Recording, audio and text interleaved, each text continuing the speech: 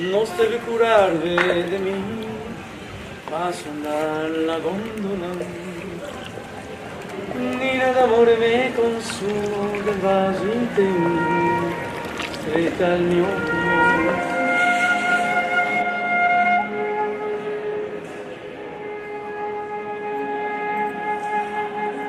We're looking to study the mystery of life and also the human exchange with the sacred. And how do we as human beings participate in this great mystery? It's June of 2015. In a resort town in northern Italy, Lake Orta, an unusual group of people is coming together.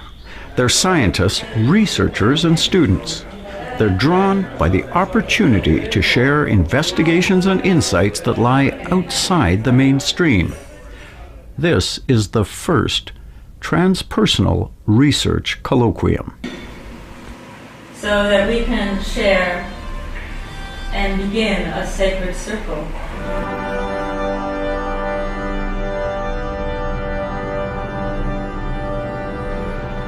The researcher comes to the enterprise of research as a sacred encounter.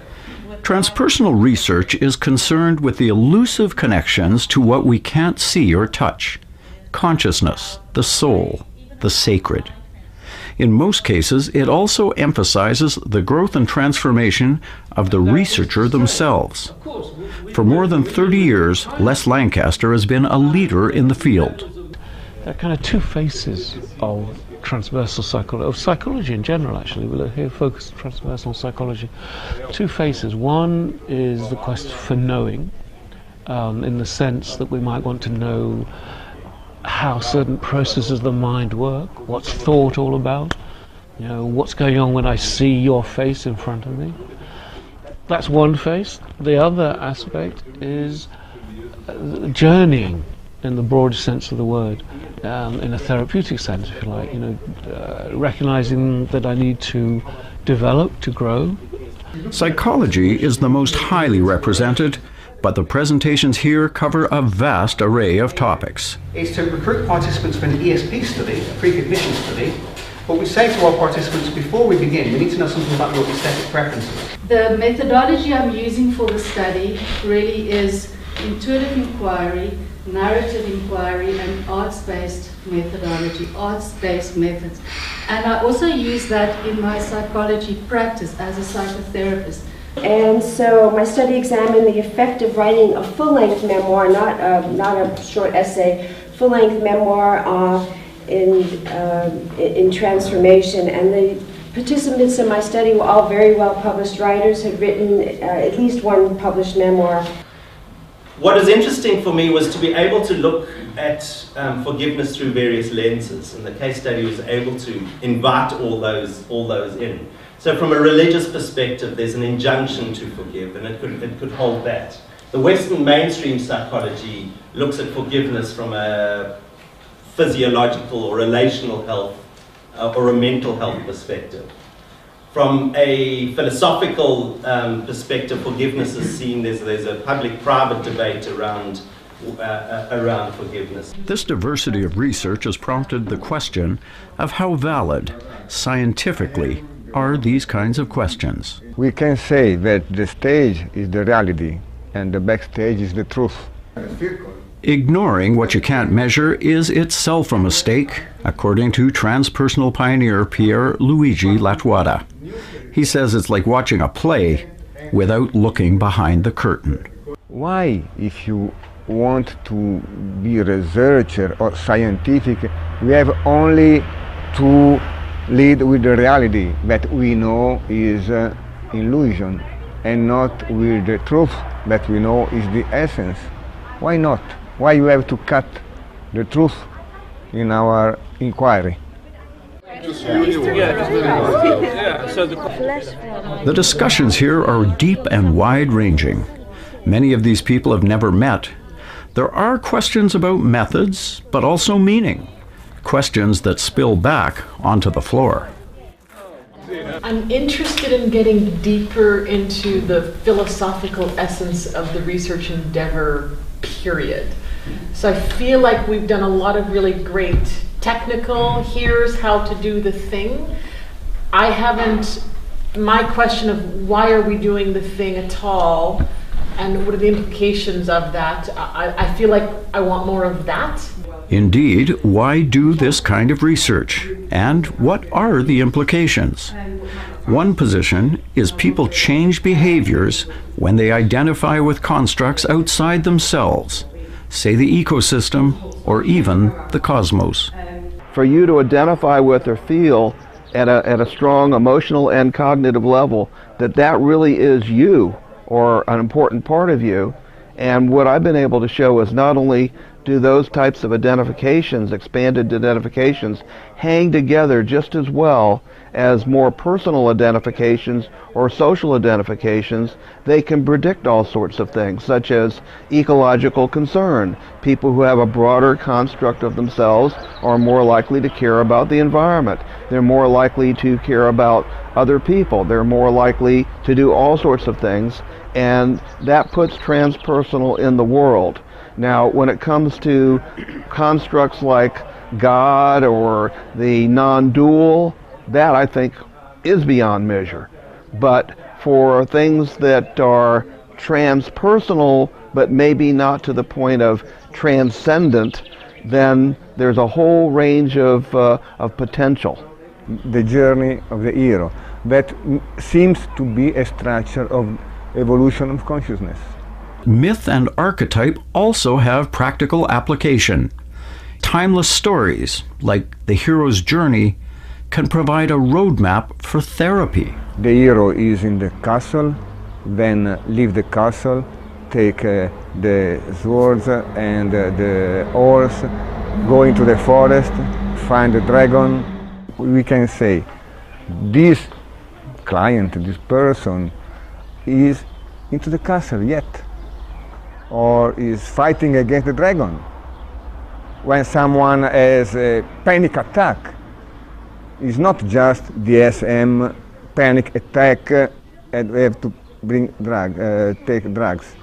He's in a process, he's into the forest, fighting against the dragon is in your back and he is afraid, of course, but you have the word and can fight. No? Traditions through which individuals over many centuries, thousands of years, through which individuals are questioning human life, human meaning, where the directions we can move in. We're questing for a better world. We're questing for something of value to pass on to our children and our children's children. And I think that what we do in the name of research is part of that. It's been in philosophy and the natural theology. I've studied theology intensely. And scripture, of course, and mystical texts. But now what we're doing is we're using all those resources and bringing them together in the field of transpersonal psychology in such a way that we can look at particular phenomena, say the spiritual dimensions of chronic pain, as an example. I had a student do that topic some years ago. Or the authenticity of a therapist and why that makes for efficacy in therapy. Those topics have spiritual dimensions to them inherently. And if we study them well and in depth, we can make those phenomena available to people who otherwise wouldn't be interested or think we're just a bunch of New Age flakes. It can be hard to synthesize because not only subjects, but methods and approach also run the gamut. Why don't we instead look at things as an artist would, in a holistic way? Let's look at it as a mystery.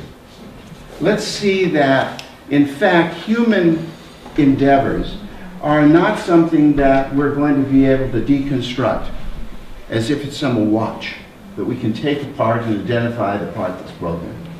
But rather, it's a reflection of something deeply held inside of ourselves. It's a mystery. And that, in fact, This mystery is what life is all about. It's what we as humans, singly and as a group, try to find in an emergent kind of a way. And so the process of working through this lens is a process of revelation. A revelation in a very soulful way, in a very creative way, in a very appreciative way. So rather than looking at something and trying to deconstruct it and to see its parts and to identify it, the negative, the problems, why don't we, instead of having a lens that is looking at what's wrong, let us instead have a lens that looks at what's right.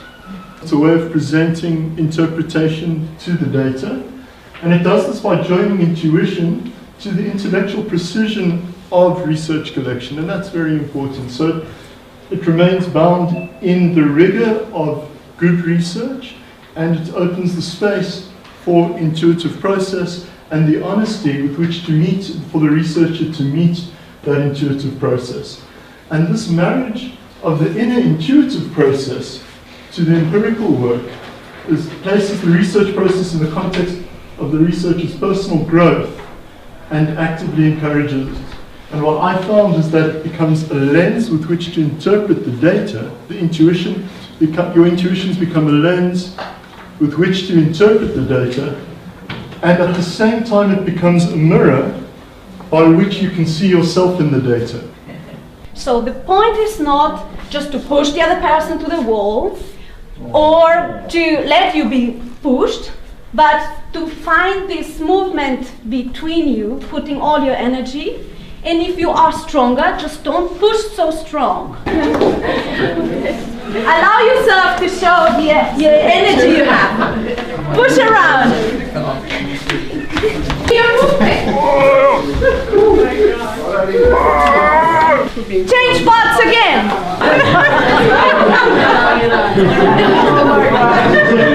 And maybe breaking the rules is part of something that is on the process of learning of how we deal with conflict, how we transform conflict processes, how we engage in creative peace processes. And maybe this has also to do with the reason why I love using theater for engaging with social conflict, personal conflict, and transpersonal aspects of conflict, because all these aspects are intertwined, are connected. And I have a strong intuition, it could be wrong, but it's strong intuition that it's possible to prove that, for example, a two-dimensional structure can in no intelligible sense produce three-dimensional. And the brain is three-dimensional in time, so it's four-dimensional. I think it's possible to mathematically prove that the four-dimensional brain cannot produce these experiences. Then we have a proof that there is experience which the brain couldn't do. It's not a full proof, but I think we come up to what the transpersonal saying is. We are not just physical human beings having spiritual experiences. It's the other way around. We are spiritual beings have physical human experiences. And I hope to prove that in 2 years, perhaps.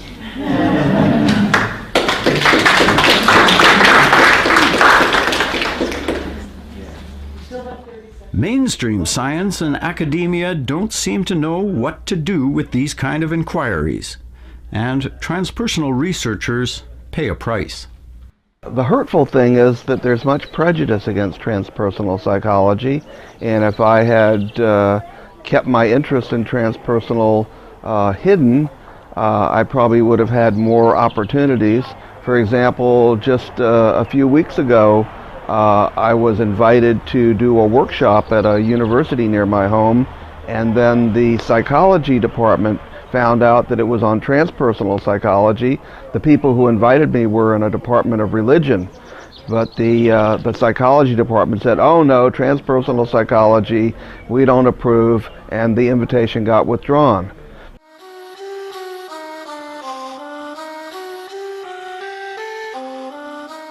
For most of our history, the relationship to the sacred was implicit. In fact, it was paramount. Rulers were anointed by gods, or were gods. The mystical was everywhere and played a role in every aspect of our lives.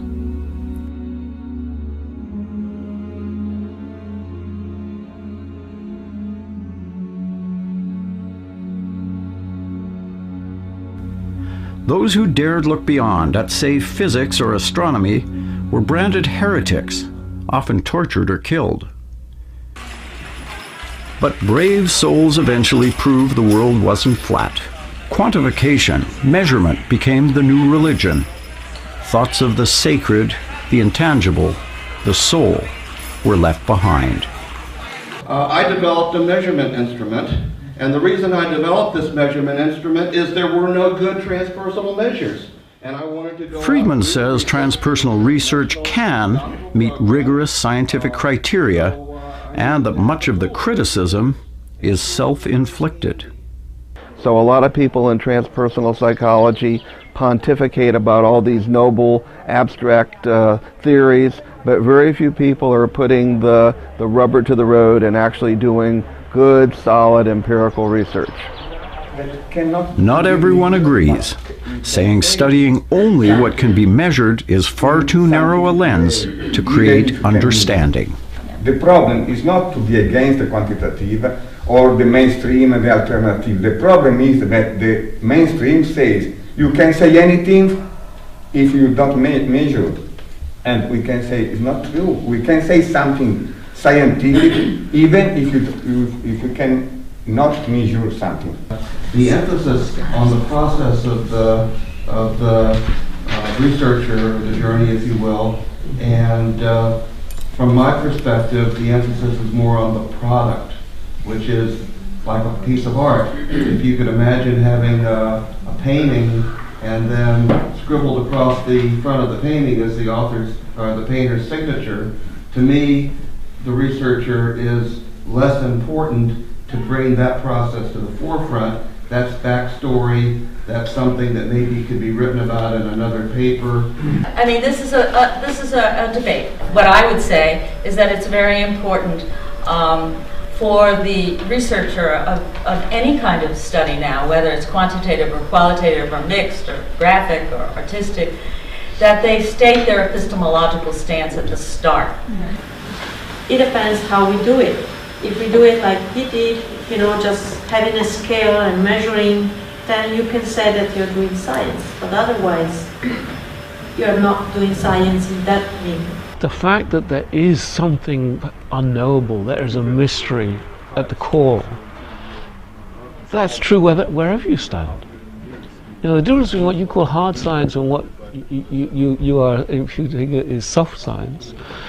The difference is the extent to which we, or you know, the researcher, is cognizant of the metaphysical science that they're taking. I mean, putting an electrode into a neuron, putting a brain through an MR scanner and getting data out. If I'm asking questions about the way the mind works, about consciousness, you know, then there's always a metaphysical assumption because we can't see consciousness there. No one knows that, despite all the research that's going on. No one has answered the so-called hard problem of consciousness. You know, how does consciousness relate to the brain? Studying topics with spiritual dimensions has to be done very comprehensively and in depth, with great care and expertise. And eventually they might be able to do some quantitative things with that. But right now we have to get all this groundwork done, all this qualitative understanding of the phenomenon. Like their topics, like their research, the participants here come from all parts of the spectrum.